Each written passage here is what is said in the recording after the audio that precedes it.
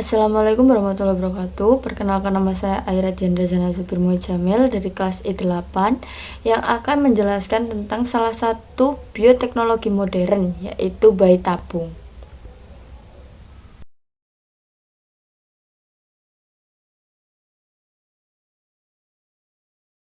Bayi tabung adalah proses sel telur dan sperma di luar tubuh ibu. Istilahnya adalah introfertilization. Intro yang artinya gelas atau tabung, dan fertilization adalah pembuahan. Dalam proses bayi tabung, sel telur yang matang diambil dari indung telur ibu, dibuahi dengan sperma di dalam medium cairan. Setelah berhasil, embrio kecil yang terjadi dimasukkan ke dalam rahim untuk berkembang menjadi bayi. Adapun persiapan melakukan bayi tabung, yaitu dengan pengujian cadangan ovarium, analisis air mani, screening penyakit menular, praktek transfer embrio, dan pemeriksaan rahim. Adapun faktor resiko bayi tabung, yaitu ada kelahiran ganda, persalinan prematur dan berat lahir rendah, sindrom hiperstimulasi ovarium, keguguran, komplikasi saat prosedur pengambilan sel telur dilakukan, kehamilan ektopik, dan cacat lahir.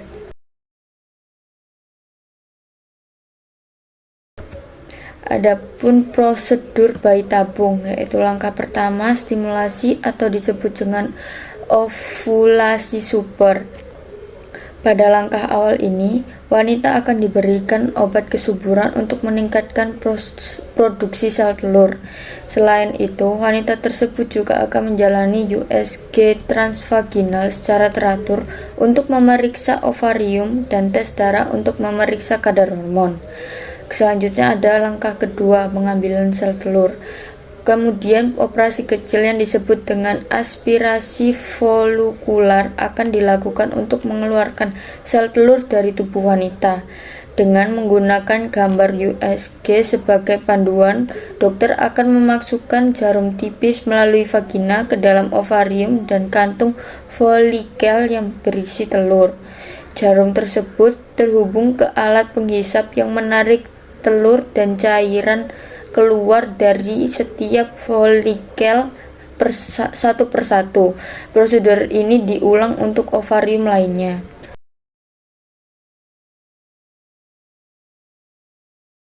Langkah ketiga adalah inseminasi dan fertilisasi. Sperma pria akan ditempatkan bersama dengan sel telur dengan kualitas terbaik. Prosedur pencampuran sperma dan sel telur ini disebut inseminasi. Telur dan sperma kemudian disimpan dalam ruangan yang lingkungannya dikontrol. Sperma biasanya akan membuahi sel telur dalam beberapa jam setelah inseminasi. Langkah keempat adalah kultur embrio. Ketika telur yang dibuahi membelah menjadi embrio, staf laboratorium akan secara teratur memeriksa embrio untuk memastikan embrio bertumbuh dengan baik.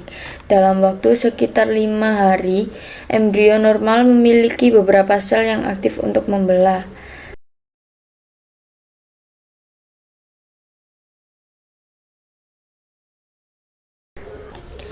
Yang terakhir adalah langkah kelima, yaitu transfer ke embrio.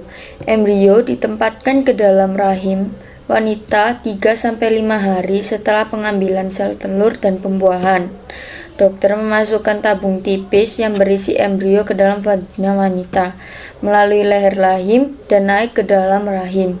Jika embrio menempel di lapisan rahim dan tumbuh, maka akan terjadi kehamilan.